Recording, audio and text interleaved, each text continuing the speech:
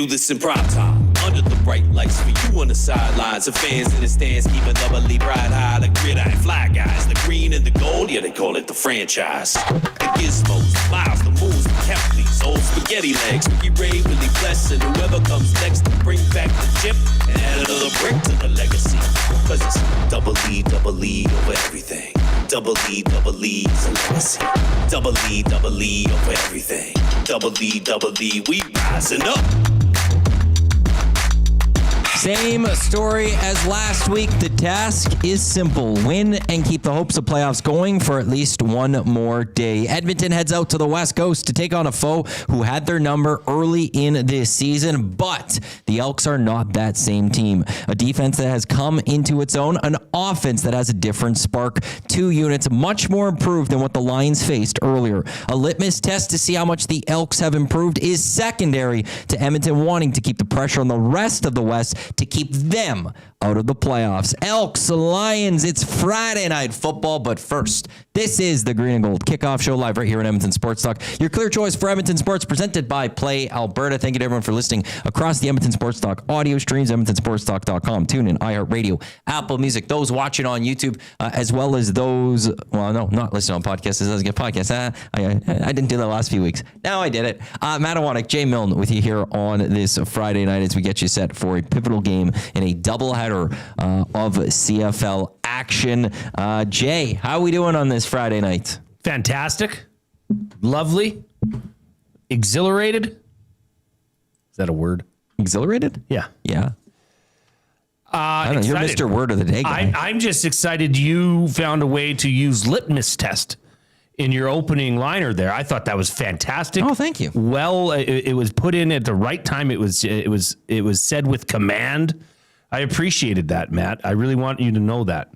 Well, I hope our new partners coming on board on the Reed Wilkins Show with Jay Milne, the Edmonton Public Library, appreciate that one as well. They would like that. Yes. I was just there a couple of days ago, by the way. Matt, I'm excited. There's a game going on right now, and I know we're going to get into it. Yeah.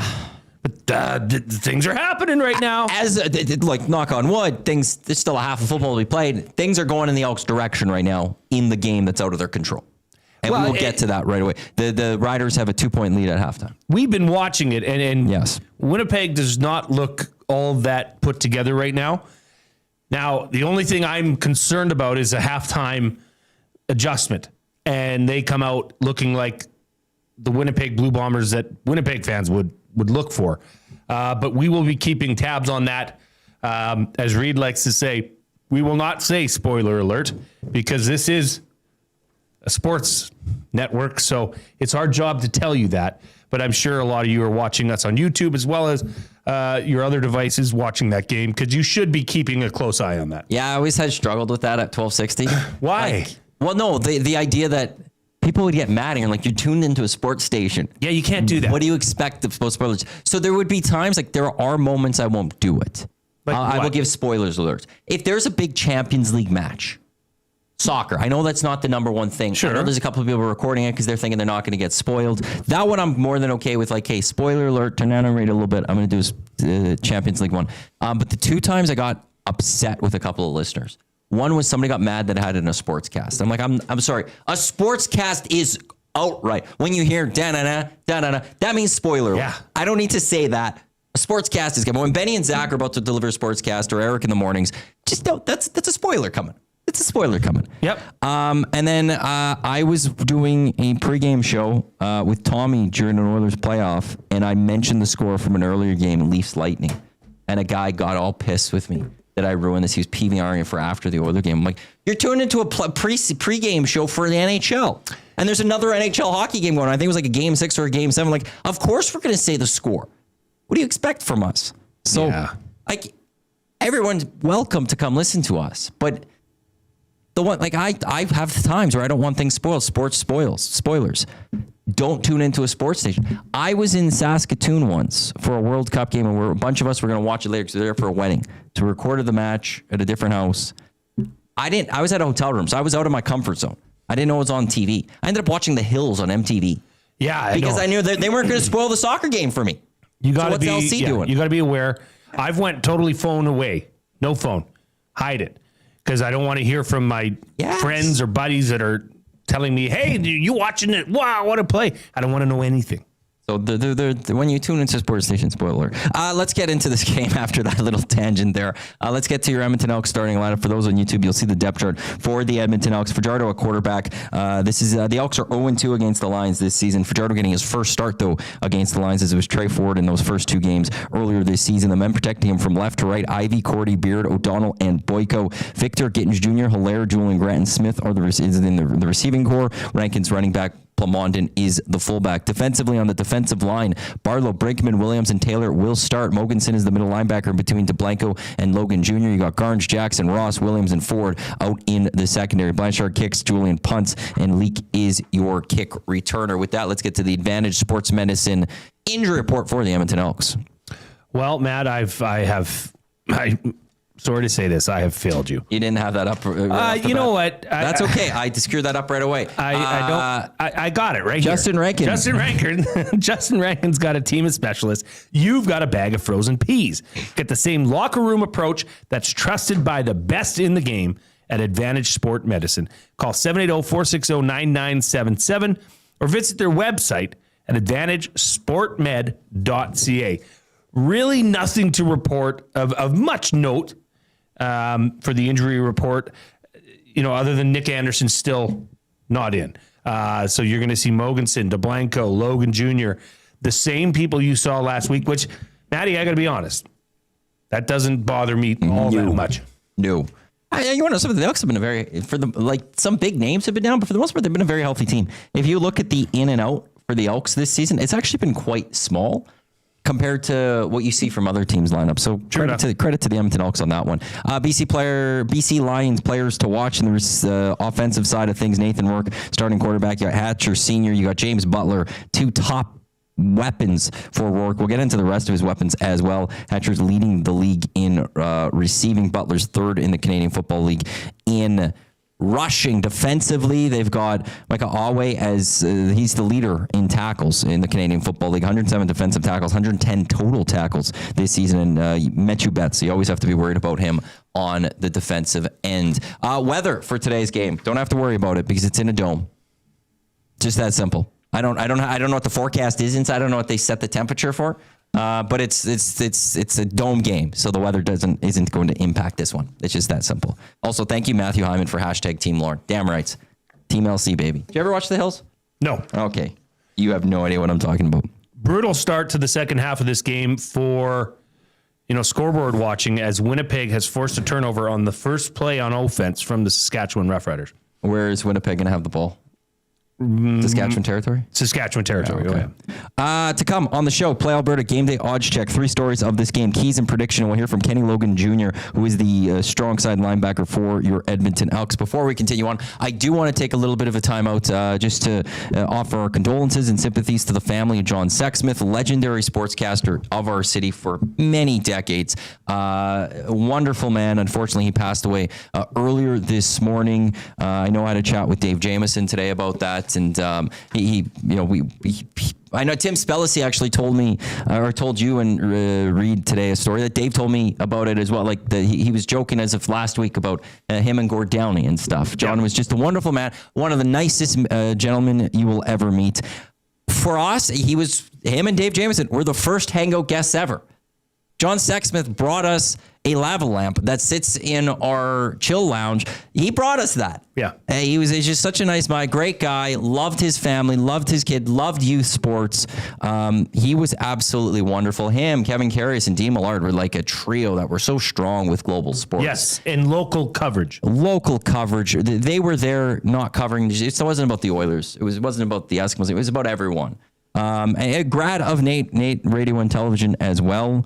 A wonderful man. And also, I know he did love the CFL. He loved covering the Edmonton Eskimos and the Elks.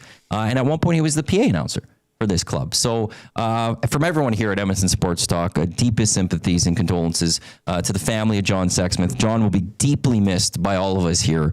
But, and I know it's been said a lot, and I JMO told me this too. Like, because JMO was sick today and he couldn't come on air this morning. He was supposed to be on the morning show. He's like, John would be mad that I'm not going to be, or I didn't come into work. John would be mad if we didn't continue on talking about the Edmonton Elks. So that's what we're going to do in honor of John today. Today's Green and Gold Kickoff post-game shows in the memory of John Sexsmith. With that, let's get to our question of the game.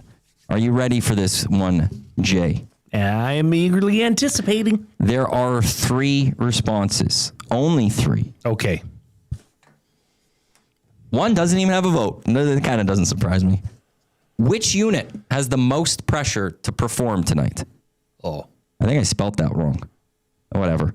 Elks offense, Elks defense, Elks special teams. Well, the obvious answer and the one that's leading your poll, I'm sure of it, would be the Elks defense. No. What? The Elks. That's whack, man. The Elks offense is at 60%. The Elks defense is at 40%. The Elks special teams is right at 0%. The special teams basically, you could argue, kind of cost them week 1 against BC. So. I understand why you would think that it would be the offense because they're responsible for putting points on the board. But as we're going to get to here in our 3 stories of the game, this BC offense is potent. But, and this is a major, I think, talking point leading into this game, this is not the same Elks defense that this team faced off against last in early July. This team has changed quite a bit defensively. I looked at their sacks that they had. They had 5 sacks through the first half of the season. They now sit at 21 sacks. Yeah, isn't that something? This team has come a long way, and that's not that. It's almost the same. It's very similar when you look at turnovers. This team is now leading the CFL at +9 in the turnover ratio. So totally different team here that BC is going to be facing off against, but I still will say that it's on the Elks defense tonight. If they can make Nathan Rourke uncomfortable, somehow, some way, he looks superhuman as of late. But if they can do that, if they can force some turnovers, they've got a chance in this game. Why I will make it the case that it's the Elks offense, though, is that the Elks defense could perform. And we could sit here and say the Elks defense had a great game tonight. But that could still mean they gave up 28 points. And you'd be totally correct with that take. Right? Like there is a scenario there where this defense has a solid game, but they're still going to give up points. And that's where the pressure now is on this Elks offense because you have to match that offense of the BC Lions. It is a high-powered offense, much more high-powered than we've even seen earlier this season. And that's where I think why, like the vote 60-40 for the offense, I think that's why it goes that way a little bit, is that either way, if the Elks defense plays great, there is a chance that they're giving up points. If the Elks defense plays poor, it's all on the offense anyway. But both units are definitely going to need to perform in this one. If you want to vote on that one, Edmonton Sports Talk, YEG Sports Talk on Twitter. You can vote there. You can text us on the inbox, or you could just jump into the nasty chat as well before you jump in with what you want to say there. That Owen guy in the nasty chat or in the inbox. Special teams has not been great most of the season. Do you think Blanchard is back? Yes. They're going to be patient with him. He's been good for most of this season. Has he had some of his hiccups? Absolutely. But if you go back to the beginning of the season, Mark Killam talked related to Rene Paredes and said allowed him to struggle a little bit throughout his early part of his career, and then he had a great season. But when you say special teams, that means much more than just Vincent Blanchard. Yeah. The Elks special teams right now is ranked 2nd in the CFL. That is the strongest part of this team. They're leading by a mile. They're leading in punt return average. Yes. I don't know the last time the Elks would have led in the punt return average. No, it's been a they're minute at the very bottom, or like they're 7, 8, or 9th in the league. And this year, if Javon Leake is tackled immediately, it's a major letdown. Yeah. Whereas before, in the past decade, you could say, well, as long as they don't fumble, this is good. I wanted to bring it up. Great hoodie. I know. It's a wonderful hoodie that I am wearing. I think I might have one more left for sale at Edmonton Sports Talk. Well, I owe Bronco Nick a hoodie. I wasn't told this. Yeah, but I think we can rectify that. # Glue Crew hoodie. Yeah. I have had this for almost a year and I've never worn it. Well, and our good friend Tube Socks came up with the logo and the design. It's wonderful. Thank you for supporting the Glue Crew. Yeah, no, I was going through my closet today and I'm into hoodie season now. You're going to see me in a lot of hoodies moving forward. My kids are eating at home right now because of that, because of you wearing that Glue Crew hoodie. Oh, wonderful. Yeah, thank you. Well, to your kids. Thank you for tuning in. Hopefully they may be tuning in. But yeah, it's a wonderful. It's actually really fits nice. It is. I should have worn this a lot hoodie. sooner. Let's get to our Play Alberta game day odds check for Play Alberta. Download the app, visit them, playalberta.ca. New and improved odds for all North American pro leagues, including the National Football League. On the money line, the Edmonton Elks are plus 185. It's a 6-point spread. The Edmonton Elks underdogs. They're plus 6 going into that one. If you click on EST specials, though, there's a couple plays related directly to this one. Jay and Matt's big play of the game. We went big to a degree, but we also kept it small in terms of the legs. Elks to win, straight up on the money line, 54 or more points in this game, boosted. That's plus 530. Now, I thought we were going big. But there's another one on Play Alberta. Luis's vote of confidence play of the day. It's not the Edmonton Elks to win. It's not the Edmonton Elks to win by 1 or 2 or 3 or 4 or 5 or 6 or 7 or 8 or 9 points. It's the Edmonton Elks to win by 10 or more points. That's boosted to plus 710. If you believe that the Elks are going to win today, and they're going to do it by double digits, this is the play for you. I will let you know I am on this. I have to throw a couple bucks on this. Well, it's the Louise vote of confidence play of the day. And this is the matriarch of the Wilkins family, the Reed Wilkins, the host of the Reed Wilkins Show.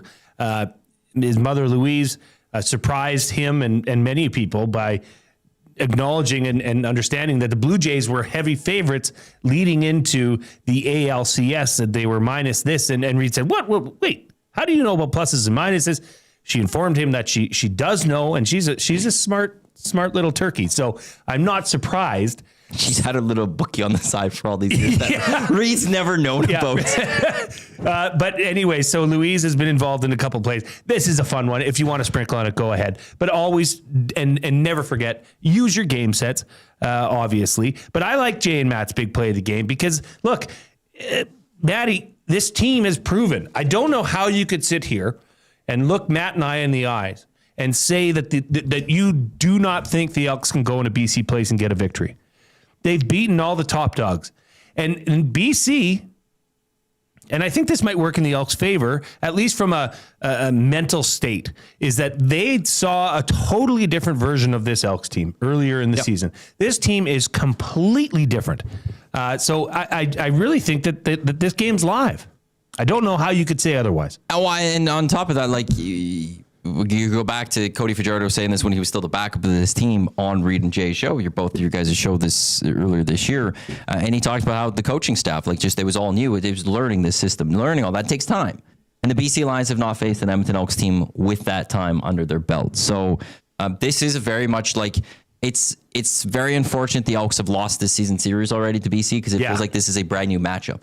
Like the Lions beat that Elks team 2-0, but this is a brand new season series because they're different teams to it. Or even the BC Lions, in some ways, are different. With that, let's get to our 3 stories of this game as the Elks getting set to take on the BC Lions out in Vancouver. Just after 8:30 will be kickoff. I was looking on TSN. It looks like it'll be on TSN 4 to start because Bombers and Riders started at 6 o'clock. That game's not going to be over in time. So if you are watching this on TSN 4, I believe will be where this game is at if you're looking to watch it. I do not want to see what's going on TSN 2 because my Hurricanes are down by 11 now. Very upset by that one. But storyline number 1, playoffs. Playoffs? It's the path to the playoffs. There's a lot to get to in this one. This first game has implications for the Edmonton Elks. Right now in this game, you mentioned it as we got it, there was a huge error. Jake Mayer turnover. And the Bombers, though, the Saskatchewan defense came out, held them to just a field goal. The Bombers are only up by 1, 14-13. The Bombers are up against their own end zone. So we'll see what happens on this one. The Edmonton Elks, They need to win. It just starts right there. They need to win. Yes. But a Bombers loss today and an Elks win, we're talking about before Reed left the building today, it guarantees next Friday game is meaningful for the Elks versus those Stampeders. Now, they still would need some help on that one. But if the Elks also win today, taking away this Bombers-Riders game from it, if the Argos beat the Stamps tomorrow, that's a win and you're in situation for the Edmonton Elks next Friday. If they win tonight. If they win tonight, that's what if the Elks lose, it's over. The Elks are done. The Elks are not making the playoffs. Next weekend, we are focused exclusively on the last game of the season / looking towards 2026. But when it comes to if the Elks win, now they need help from either the Riders, they need help from either the Argos, or they need help from both. And it really opens things up because a reminder, one thing we talked about on the postgame show last week, if you missed it, if there's a 3-way tie between the Elks, the Stamps, and the Blue Bombers, the Elks make the playoffs. But there is also a scenario, which I'll let you go into at one point, if there is a 4-way tie, which is possible, where the BC Lions, the Calgary Stampeders, the Winnipeg Blue Bombers, the Edmonton Elks all end with 18 points, who's in the playoffs and who's out? Well, Winnipeg would be out. Yes. Elks finished third in that scenario, if I'm not mistaken. It's very complicated. If this went to a 4-way tie, the Winnipeg Blue Bombers would fall to fifth based on their record in common games among the 4 tied West clubs with this combination of 6 relevant games. Matt, I don't know. My degree from University of Alberta is in economics, and we did a lot of stats, numbers. Looking at this little piece of paper with this graph and all this gives me really bad nightmares and makes me remember those stats days, because this has a dot graph and variable driven derivative formulations that I don't want to think about. All I would need. Look, let's simplify. I wish we had like the whiteboard here. We could. I believe the word is brevity. Okay.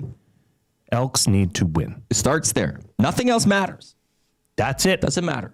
No matter what happens, even in Riders Blue Bombers, the Elks are playing for a playoff spot tonight still. Like this game could end with the Bombers victory and the Elks still have a chance to make the playoffs. Like last week was a playoff game for the Edmonton Elks. This week is a playoff game for the Edmonton Elks. That's the reality. Take care of your own business. We could focus on everything else. In that locker room, they need to focus on their game and that's it. The one game ahead of them, then they could focus on the scoreboard watching.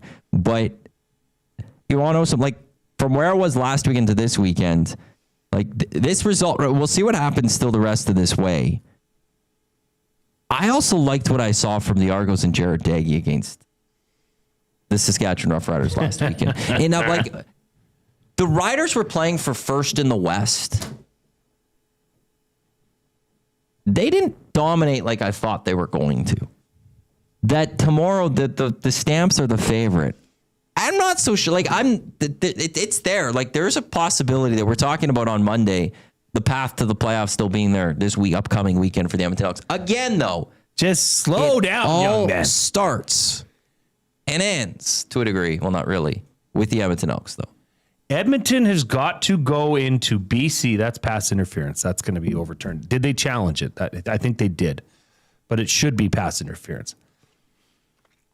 Edmonton has to go into BC Place and get a victory against a team, which I believe we're going to get into for our second point in the Lions, have an offense that is just dominating. Yes. Dominating right now. So huge, tall task, but. And I sort of interpreted quickly, and they're still playing for something.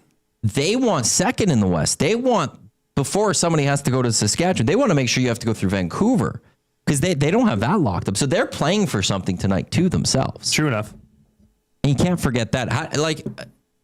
I will say, though, I like the Elks in pressure situations because think of their last 2 games. What have they done?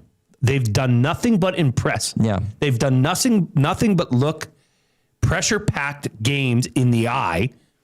And whether it be good, bad, ugly, indifferent, it doesn't matter. They've gotten wins.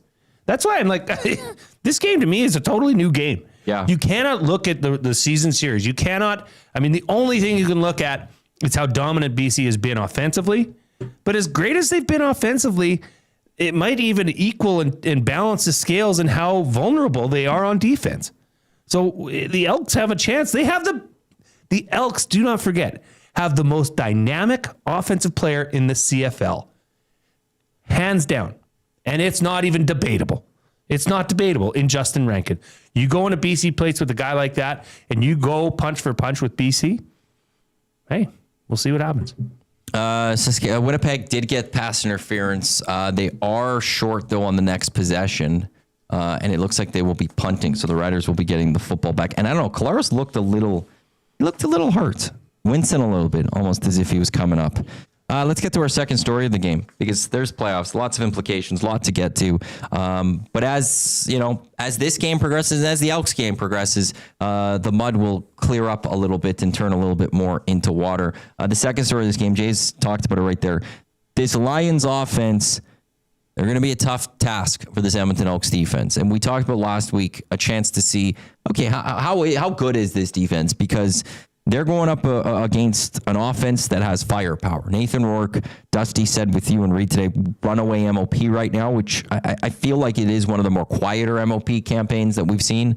Partly, I think that there's other guys that have gotten hurt, but Nathan Rourke's had a great season. Nathan Rourke is also great against this franchise. He's 5-0, 14 touchdowns, 3 interceptions. He's got an 82% completion against this franchise. He's 135.8% QB rating.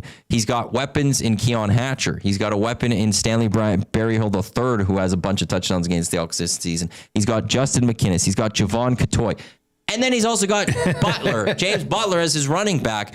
This isn't an offense that I would want to be a defensive coordinator planning against. This is J.C. Sheridan and the Edmonton Elks Stevens are going to have their work cut out for them in this one. Yeah, they do. BC, as you alluded to, 2 of the top 5 receivers in the CFL in Keon Hatcher and Justin McInnes. The 3rd leading rusher in the CFL in James Butler. This is what BC ranks first in, amongst other things. Their offense. First in QB rating. First in red zone opportunities. First in red zone plays. First in big plays. First in TD drive percentage at 25.5%. First in 30-plus yard completions. I mean, this team offensively is a juggernaut. They are breaking records, Maddie. They are right now. If the season was to end right now, they would have the highest historical yard per play average ever recorded in the CFL. What a catch! That was a great catch. So yeah, but here's the thing: when you hear all this and you say, let's put Lions offense as one of the stories, do you not think J.C. Sherritt is looking at that saying, okay, cool. Those are great numbers. You don't know us. You don't know us. You've never played us, the new us. So I think it's a great challenge for them tonight. And if you want me to play devil's advocate here, or maybe not even devil's advocate, but they're the 4th worst in the CFL in turnovers. They've given up 34 turnovers. Edmonton is the best with 19. Edmonton leads the CFL in the turnover ratio. So if there's a great equalizer, it's turnovers. That's why I said it's important for them tonight to get Nathan Rourke uncomfortable, and hopefully you can turn the ball over. It's hard to do against this offense, but if there's a defense that can, it's this defense in Edmonton. And it blows my mind that we're saying that, but that's how they've turned around. Zulu, they're due for an off game is what I'm hearing, LOL. Smith TM14, green and gold was different in June and July. I will say one thing also that I forgot to mention on this Lions offense, least amount of sacks allowed this season at only 18.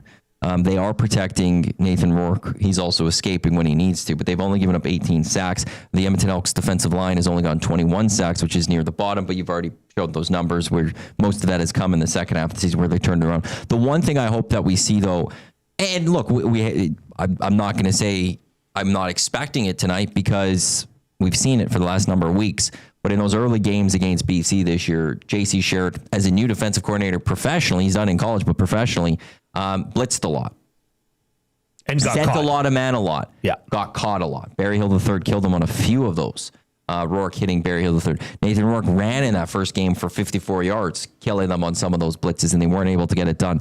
I'll be intrigued to see where J.C. Sherrick goes with his aggressiveness here. I'm not expecting a lot of it like we saw in the games 1 and 6. I think he'll pick his moments a little differently, and I think they'll be a little, when they are aggressive, it's not going to be like 8 guys aggressive type thing. And I don't think they need to be aggressive with this rotation that they've had on the defensive line. They've been able to get to quarterbacks that they're not going to need that. But that is something that I'm going to be fascinated to watch, because J.C. Sherrick got burned on that twice against BC early this season. What's he going to do in his game plan to stop the BC Lions for tonight? And that's the one thing, Maddie, that I am most concerned about.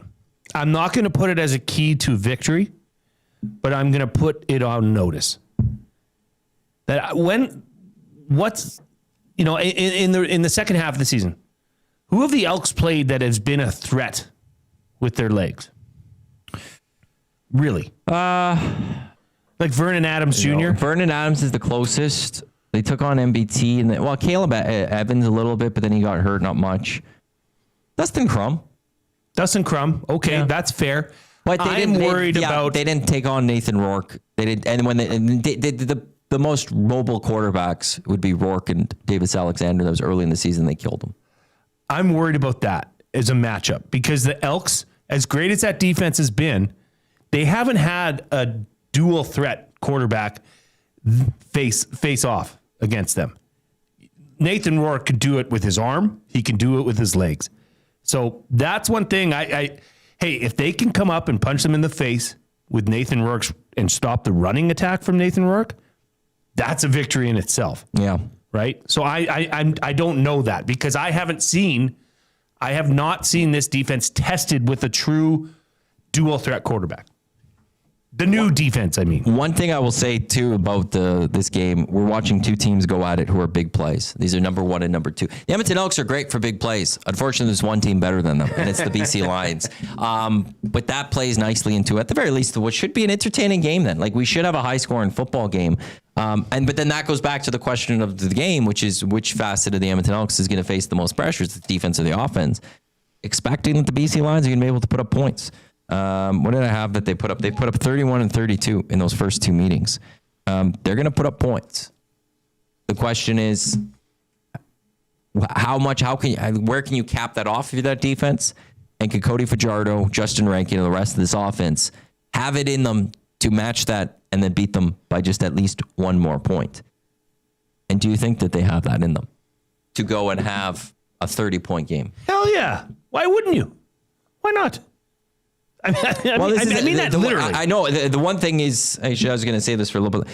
The concern I have is the O-line. I know that it hasn't been as much of a concern lately, but that was also a bad situation from games 1 and 6. And the BC defensive line, did they just throw to an offensive lineman? Yeah, his number's 65. Eli.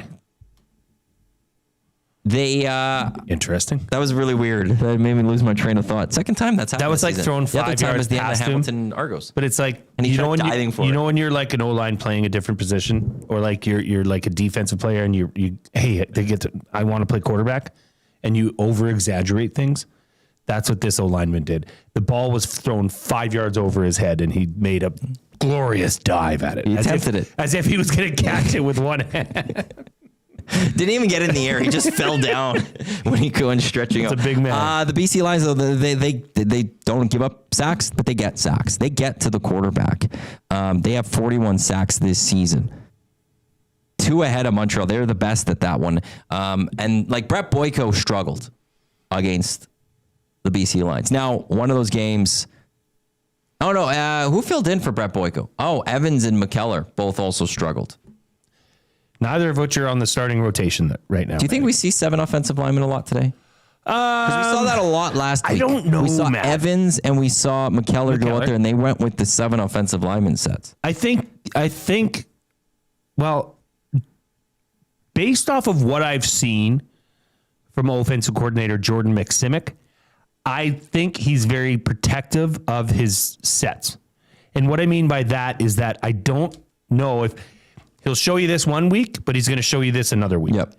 I would be surprised to see all that much of the 7 O-line set, just to keep BC's defense on their toes. This game's getting really interesting. I don't even want to.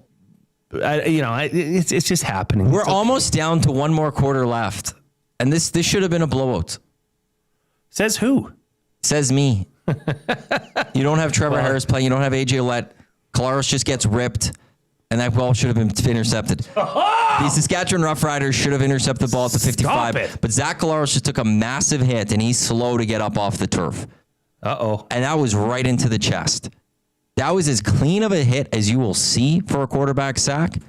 I don't know who came up the middle, but he just came up the middle and rocked Zach Collaros and almost forced an interception, which should have been an interception. Ooh. Right in the midsection. Hey, you can't go low, you can't go high. That's the only spot you can go. Untouched. You got to pick that off, man. That has to be picked off. Oh, hopefully that's not a crusher for the Edmonton Elks. Let's get to our third story of this game. I was wondering where to go with this one. And then I noticed something about the BC Lions. They're the worst team in the Canadian Football League in terms of penalties. They do all this stuff, but they are the worst in penalties. They're taking on average 80 yards per game. They're last in the CFL. The Edmonton Elks, we haven't talked a lot about penalties this year. There have been a couple games early in the season where we talked about timely penalties that hurt this team. But for the most part, they have been a disciplined football team. That's just two-parted for me. One is the BC Lions are going to take penalties. You got to capitalize off those. If they're going to give you free yards, utilize them. If it's going to make life a little more difficult for the BC Lions offense, penalize them for it. If the offense is going to get a few extra yards, get your touchdowns. Flip side, though, to this is this BC offense is so good that do not give them free downs. Do not give them free plays. If you're going to get a second down stop, do not give it back to them because of a boneheaded play.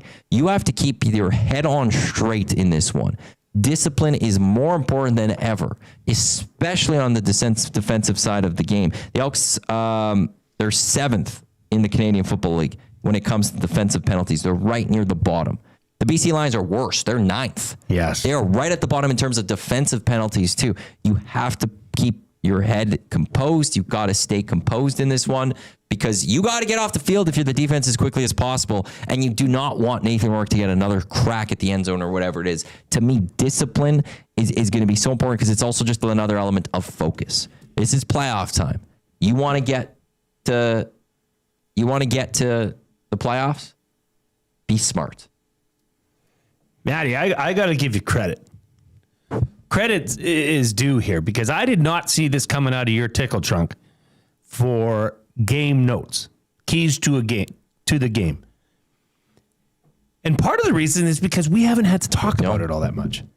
This isn't an Elks team that you would characterize as a team that is taking on, like, there's been the odd stupid penalty, which was early in the season. I mean, well, Noah Carter took a really you're good bad penalty last week that cost them.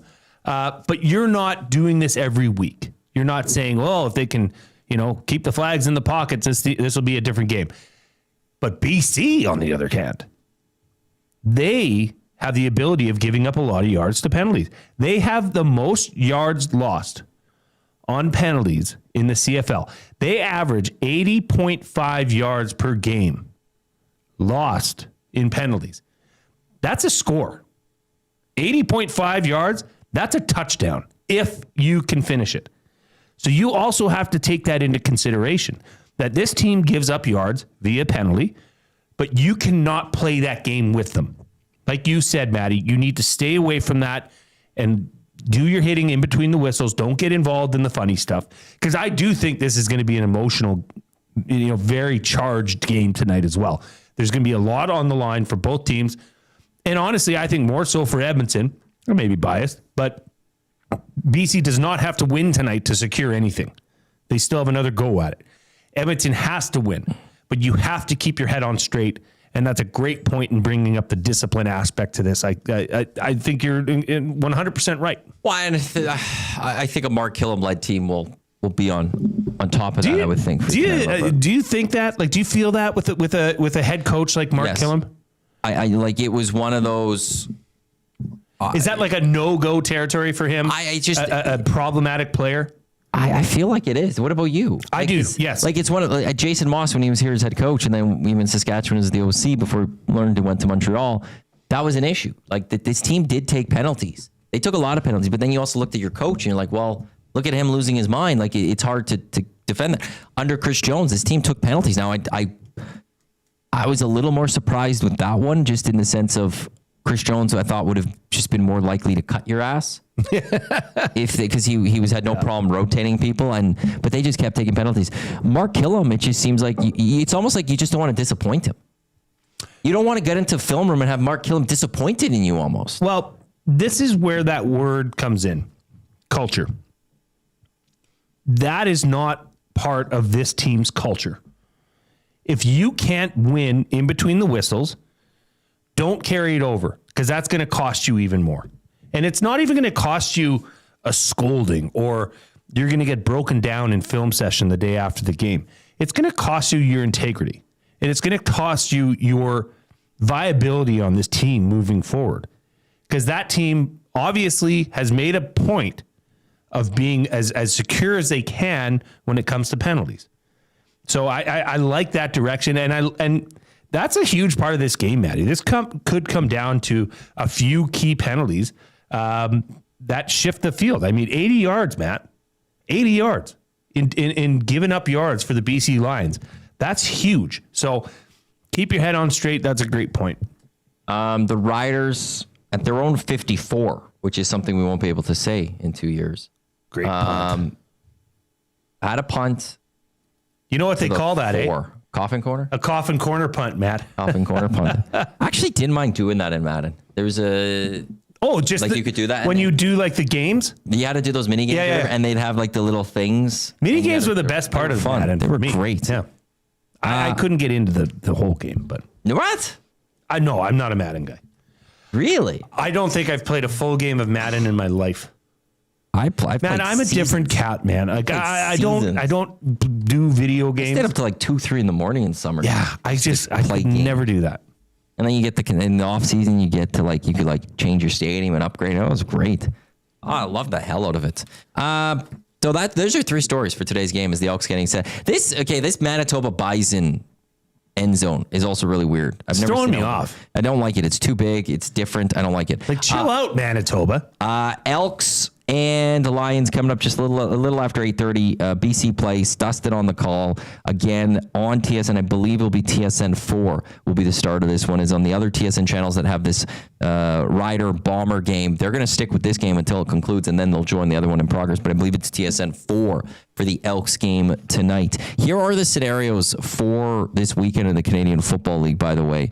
If BC wins, Winnipeg clinches their playoff spot. Winnipeg does not control their destiny. Winnipeg beating Saskatchewan does not guarantee them a playoff spot, which is just wow. And that's all because of no matter what, if Winnipeg wins this, we're looking at the 4-way tie. That's what's at stake there. Well, which is wild. But that's the scenario. So Winnipeg doesn't clinch their playoff spot. Am I going to have to stop you all night from talking about anything other than an Elks win? If they win tonight, it's going to be wild. But when this is going on, I'm just going through the scenarios right now. I'm just surprised that ball didn't come out on that sack. Winnipeg win, BC win, Winnipeg secures. It's just weird when you see another team when the Bombers are playing tonight and they don't control their own destiny, but the BC Lions control your destiny. BC wins, Winnipeg's in. Winnipeg's in, Winnipeg's not in. A Winnipeg loss or an Edmonton loss or a Calgary win, any of those 3 things, Calgary will clinch its playoff berths. A Winnipeg loss and a BC win, along with a Calgary loss, BC will host the West semifinal. So that's the West Division. Out East, if Ottawa beats Montreal, Hamilton will claim the East Division. If not, that one will come down to week 21, which will be fascinating. Saskatchewan's just gotten the ball back against Winnipeg. Do you know about where that ball went to? Midfield. Winnipeg 54. They're on the other side of territory. What is the 55-yard line, Matt? Which will be a distant memory in 2 years. 54.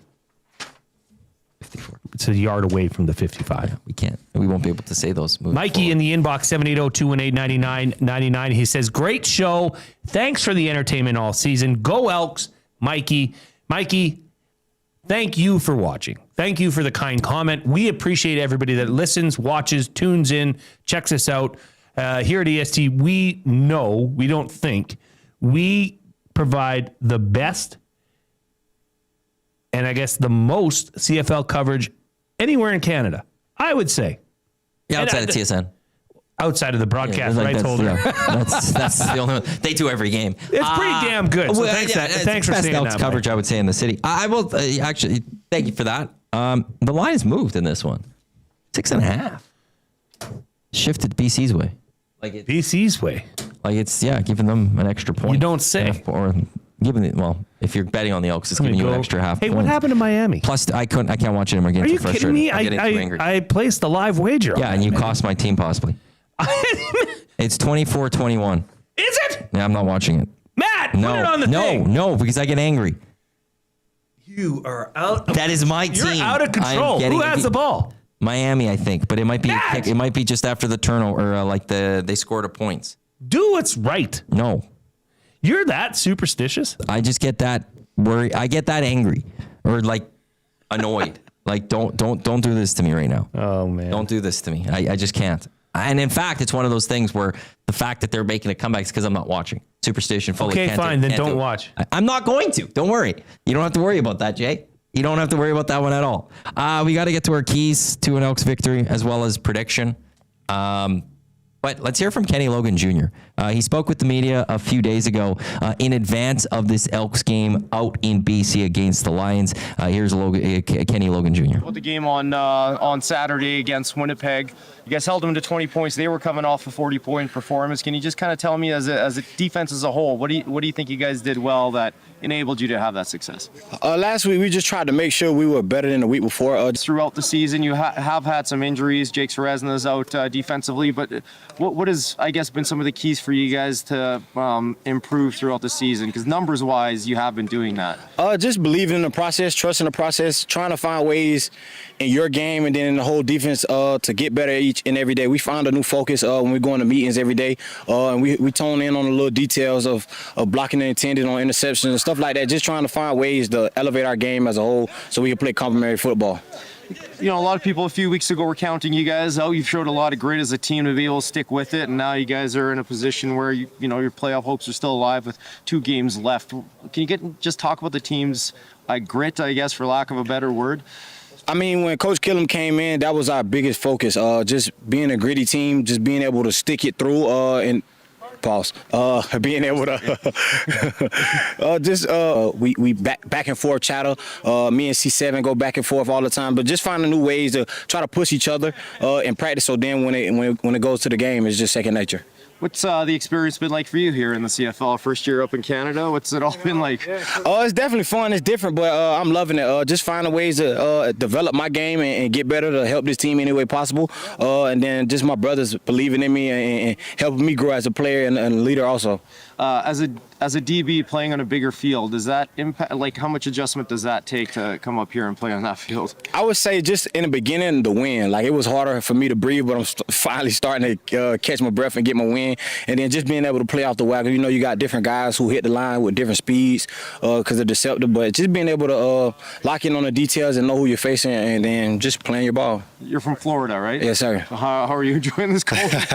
I just had my mom down here this last game just passed, and she was freezing. I woke up this morning, it was kind of cold, but you know, you adapt, you keep going, and you just find ways to keep yourself warm. There's Kenny Logan Jr. Speaking to, I believe that was Slav Kornick of Global that he was speaking to there. I will say if the Elks play longer, he's going to have to get used to a little more cold. This hasn't been that cold yet. It's not even cold. But, I mean, hey, from Florida. It is I understand it. No, absolutely. It's just, it's funny to see. The Saskatchewan Roughriders, they've put in their 3rd string quarterback. Just, we're not talking about it. Winnipeg, they had a punt. It got shanked. Winnipeg got it 2-0. Now they're punting again. I don't know why TSN has this thing covering the score bug, by the way, right now at the bottom. Oh, that's just TSN things. Can't see that, Matt. I'm annoyed with the Saskatchewan Roughriders right now. I'll say here's why. Like, this is your chance to help cause problems for your big rival. You don't want to see them in the playoffs. Yeah, they don't Take 'em care. out. They know they've got Winnipeg. Dan, in you the should bag, get I knocked think. out. They might even actually be more afraid of Edmonton. I think most teams should right now. They should. I mean, if you look at this, since week 9, BC and Edmonton at 6-2 and 6-3 have the best win-loss records in the CFL. I'm also just going to go, if the Elks are in the playoffs, it means they'll beat BC and Calgary the next 2 weeks too. Yeah. Couple And they will have wagons beat- getting hot. And they'll have beaten all 4 West teams going into the playoffs. That is a team that is scary, and you don't want to play them. But I also say, I actually don't mind Winnipeg also winning one of the next 2 weeks, because I like chaos. And the idea that we have a 4-way tie, though, I'm really looking forward to. I'm hoping for the 4-way tie. Because it's just chaos, and I love it. Let me remind you of something Cody Fajardo said very early in the season. I think after his second start. So what would have that been? Week 6? Week 7? Week 7 was his first start, I believe, so week 8. They He had 2 buys already, said- so game 6, though. No, we had him on prior to that when Trey was still the You starter. had him as a backup. Yeah. That's when he talked about the coaching staff. Yes, and how it takes time to gel and come together, and look what's happening.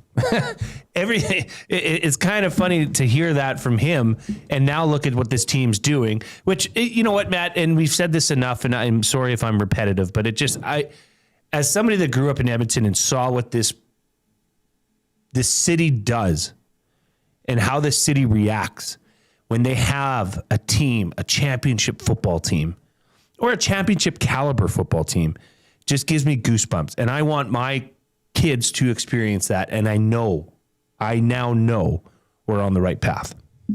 Our visitor's coming today. She's asking the last call for treats. Do you want any treats? Are we good? Ooh, no, dealer's choice. Pizza's 15 out.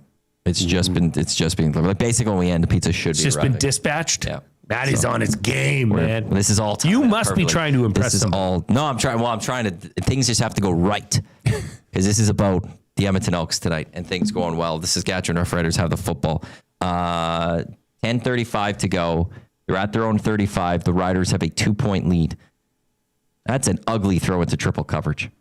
It was not a bad throw, though. I mean, I've seen a couple throws. Ugly decision. I don't even know the name of this guy. Coen. I don't know how to pronounce it. Cohn. Coon. I know Trevor Harris is there. I'm just. He's made a couple tight window throws. He's not afraid to gunsling it, but I'm worried that he's going to lead to an interception. Mr. Milne. Mr. We Iwanyk. are 12 minutes away or so from Elks Lions.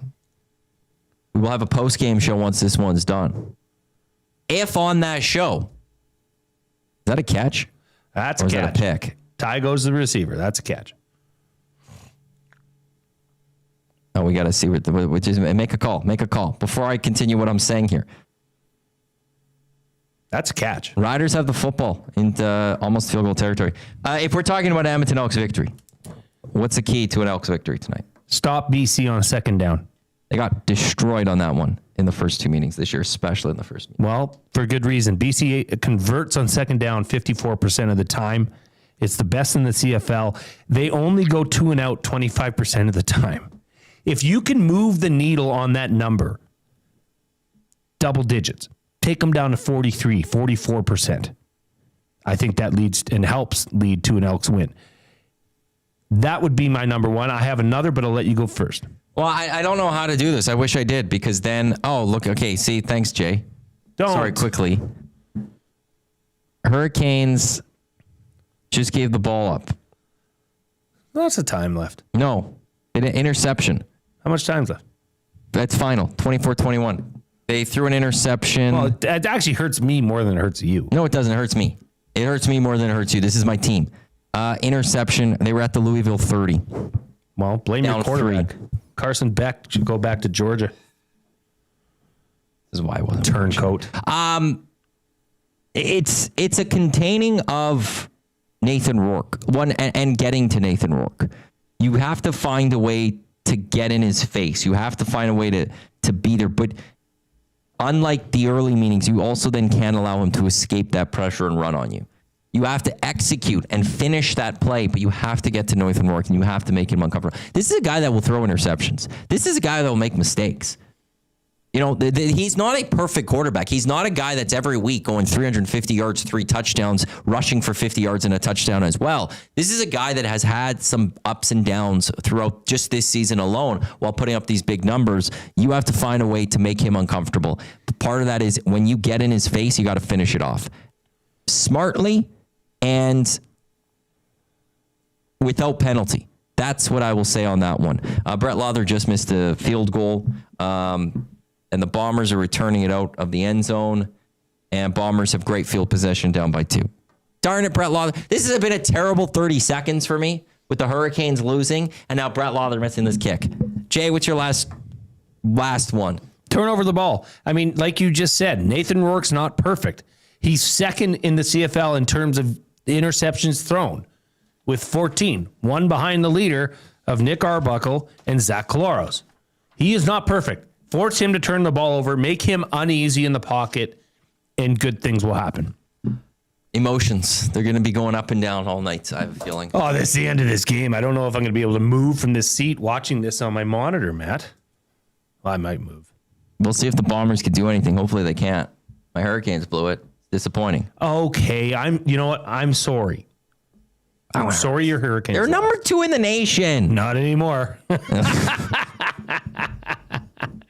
I can't even get mad at you on that one. You were right there. No, Elks Lions, though, that's what matters. Again, I believe TSN 4.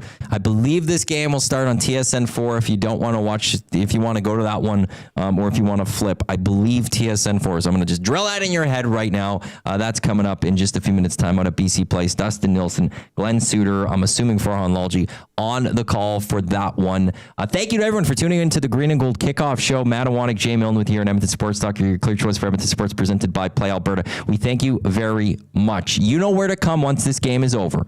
Win or lose, we have a lot to discuss, a lot to break down on the Green and Gold post-game show live right here on Edmonton Sports Talk. Thank you once again to everyone for tuning in to the Kickoff Show. On behalf of Jay, I am Matt. Enjoy the football game.